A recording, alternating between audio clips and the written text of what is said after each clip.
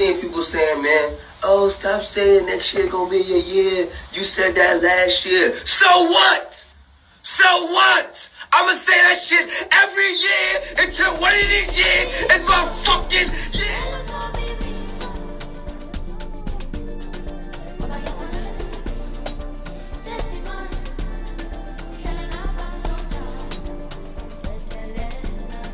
Hi guys, welcome back to our channel and thank you so much for joining us for episode 6.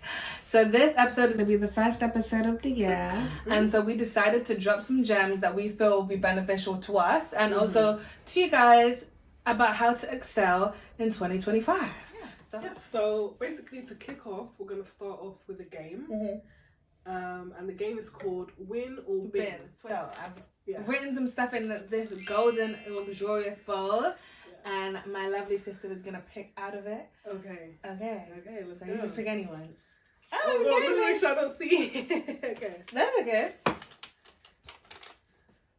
Non-hybrid corporate jobs. Win or bin? In the depth. Bin. For me, definitely bin. Like, yeah, completely bin. Because I feel like since we kind of incorporated a hybrid working structure, I feel like it's after COVID, yeah, I feel like there's benefits especially for employees. I think that's one thing that has truly benefited employees more than ever, just in terms of giving them flexibility, giving them a life. Yes, a life. Jesus. All right, next one. Next one. This one. Cancel culture. Okay. This is an interesting one. Yeah. I say win. I don't think we can ever bin cancel culture. culture. I feel like it's necessary.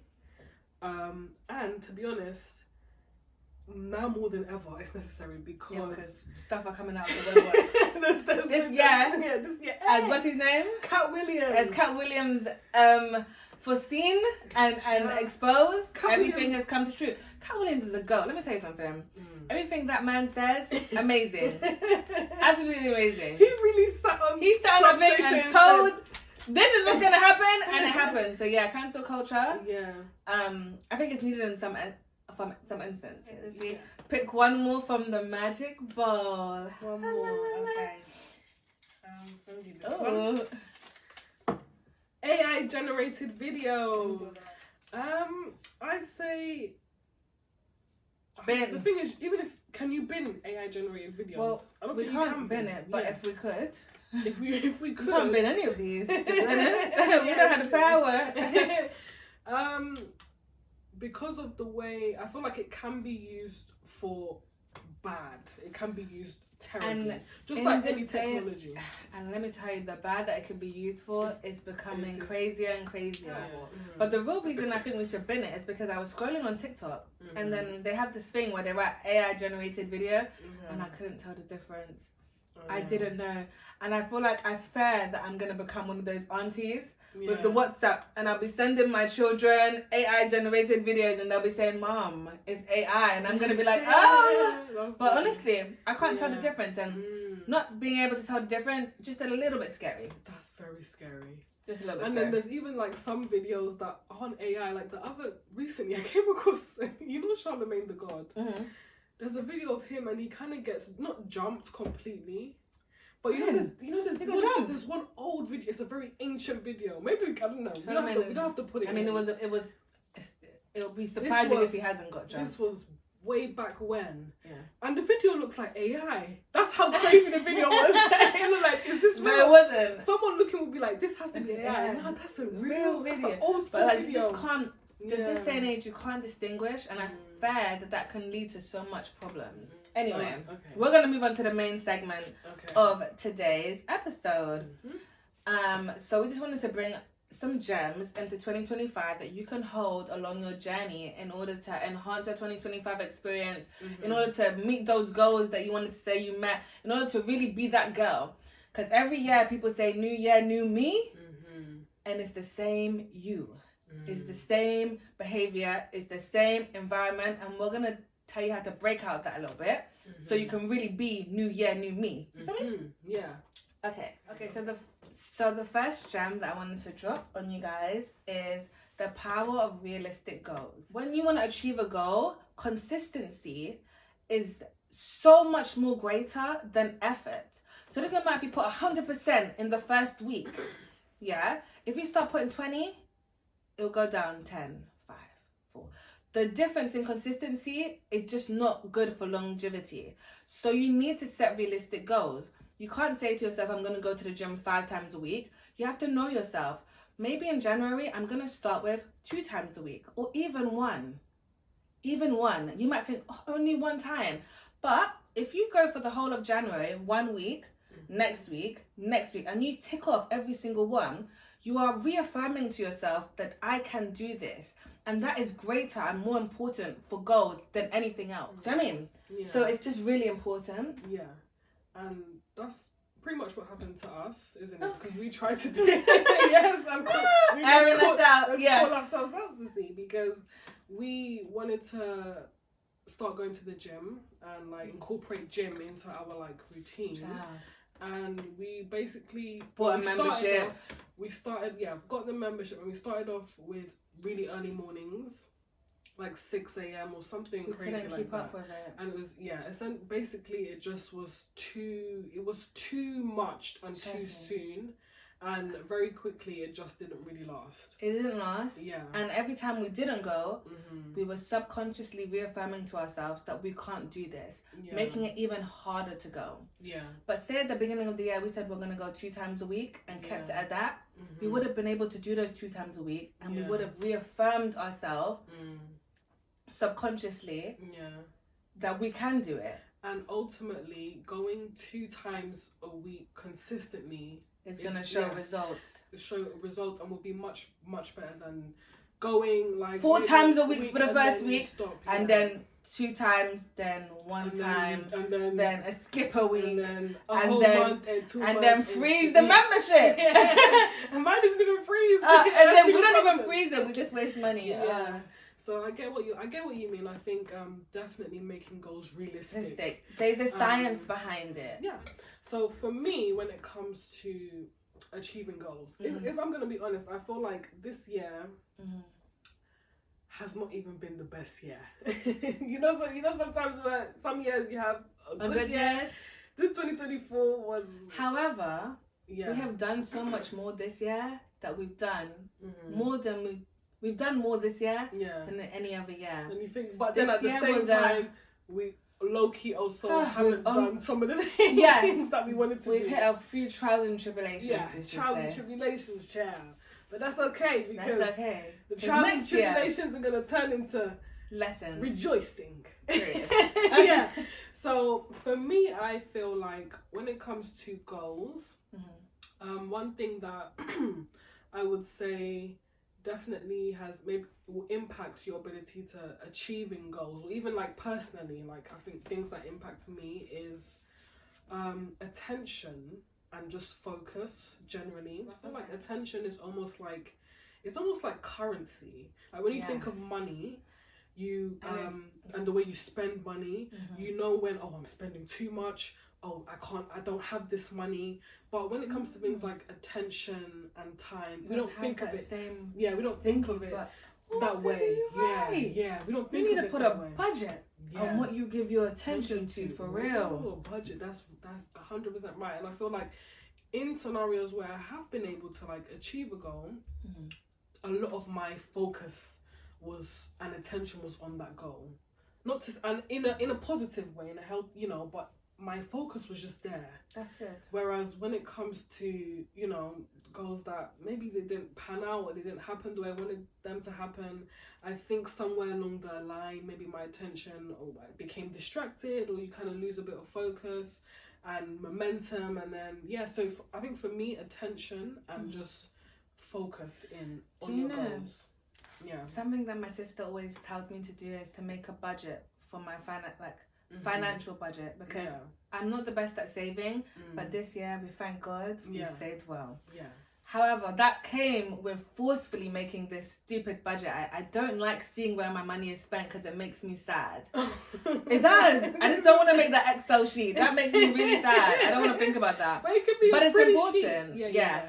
And the same way you have to analyze where you're spending your money, you have to analyze where you're spending your attention. Yeah. Go on your phone. See what Instagram, how many hours it is. How many hours you got? I'll show you. You show me hours. I'll show you. Because my hours are bad. I don't know where I would find it. I can't lie. Yeah. I don't know where. Screen time. My screen time from my phone today has been 7 hours out of the 12 hours or more that we have in the day. That's what I mean. The most thing that I've gone on. No. I should put an app. I have an app limit for TikTok. Do I use it or do I press ignore? Oh, what a shame. The first. Okay. Amazon. Oh, because I watched a movie on Amazon. Okay. It's connected to my MacBook, so this is not 7 hours just on my phone. Okay. The next one, Instagram, 1 hour, 30 minutes of the 12 hours that I have in a day. And you know how there's some videos where they calculate it where that means that correlates to 9 years of your life? No, but if I calculate it, let's actually calculate that. 1 hour, 13 minutes. Yeah, 1 hour. 1 hour. Let's just say 1 hour. Yeah. Times 365. Yeah. Okay, that's 360. Okay. If I was gonna live for 60 more years, divided by 365, that's 60 years. I didn't even No. I didn't calculate. Ignore that. Maths is not the strong point anymore. Yeah. But long story short, Sissy, that's a really good attention and just when it comes to goal setting and even other things as well. I feel like that's definitely an area where I struggle with attention. And sometimes it's almost like you, especially when TikTok's it comes to not helping. TikTok doesn't help, and especially with social media, I think it makes you watch other people's lives while your life is passing by. Yes, give attention. And even though it's hard, but at least even just. But it's addictive. It's addictive. It's addictive. Yeah. Clearly, they made it that way. Yeah. Do you want to have a little trick of how? Should I show them the thingy? This trick, it works so well that you would even turn it off because you want to use your phone. Yeah. Go on settings. Once you get to, if you have a Android, I can't help you. So you go on settings. Yep, sorry. Is that you can't? Oh my God. I don't know where it is on Android. Androids, they catching straight. My sister used to be an Android. How it felt to be on the iPhone side. I'm not gonna lie, it feel good. She used to be an advocate for them Androids. I used to be an advocate. Okay, so you go to accessibility in settings. You go to display and size and you press color filter. You turn it off. Then your phone is in black and white. And there's psychological and clinical proof that once you put your phone on grayscale, there's something about the colors of your phone that makes it so addictive. So once you put it on grayscale, you won't pick up your phone as much. We've tried this. It works. It works so well that you're like, I need my phone back, low-key. So you turn it off. But maybe start your day on grayscale. So the first thing you don't do is you don't get into the loop, because how you start your day is the sets a precedent. So maybe if you know.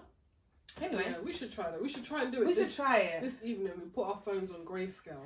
I don't want to. But it works. It works that well. Like it works that well. So that's. Or maybe if in scenarios where you need to like focus. be away from your phone, you could try and put it on grayscale. That definitely helps. It's great for the mornings though, because it sets the precedent for the whole of the day. Yes, and at least you won't start off on your phone, because I'd be starting off on Instagram, and that's terrible. Bad. That's bad.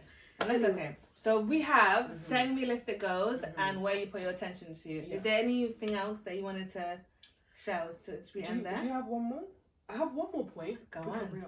Download that I had. Understanding the whys behind some of your goals and some of the things you want to achieve.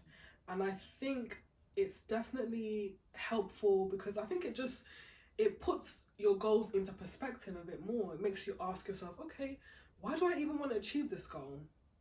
Do you get what I mean? And then sometimes you might realize you don't even have a reason, or your reason girls without intentions are automatically going to fail.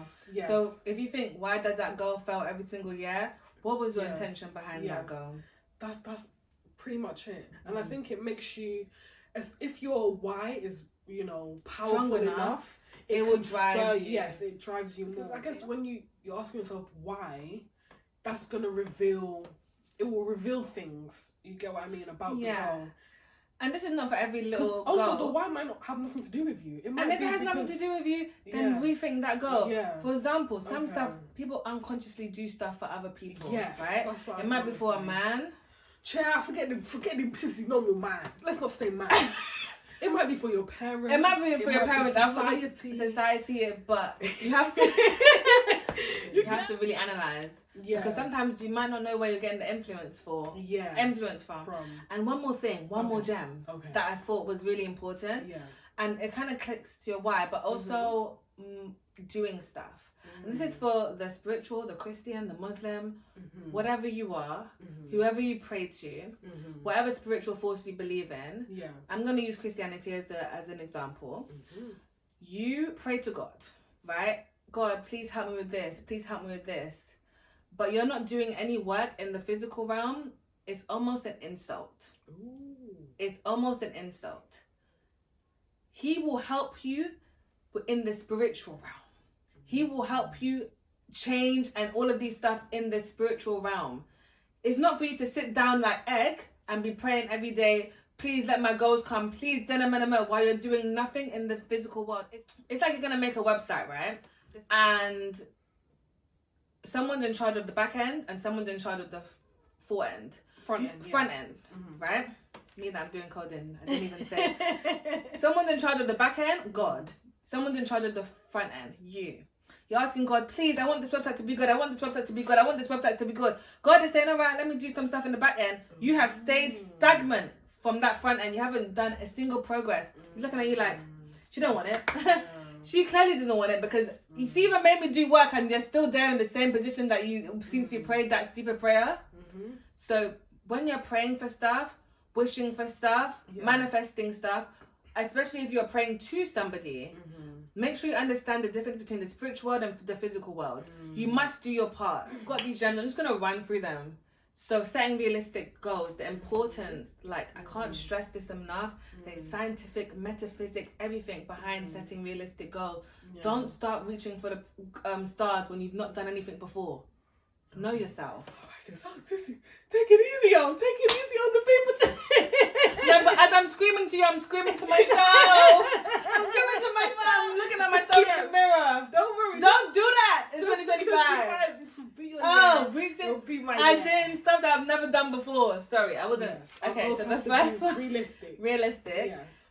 Where your focus and attention is also vital when it comes to bringing stuff to life and just achieving your goals. If there's no focus, if your attention isn't on your goals, then it won't happen. What was the other one? The other one was understanding your whys behind you. And I think that's something that it's a recent download I had. And it's not like there's some goals that I don't know why, but I think if I really think more about, why do I have this goal? I feel like it would help in terms of, achieving the goal.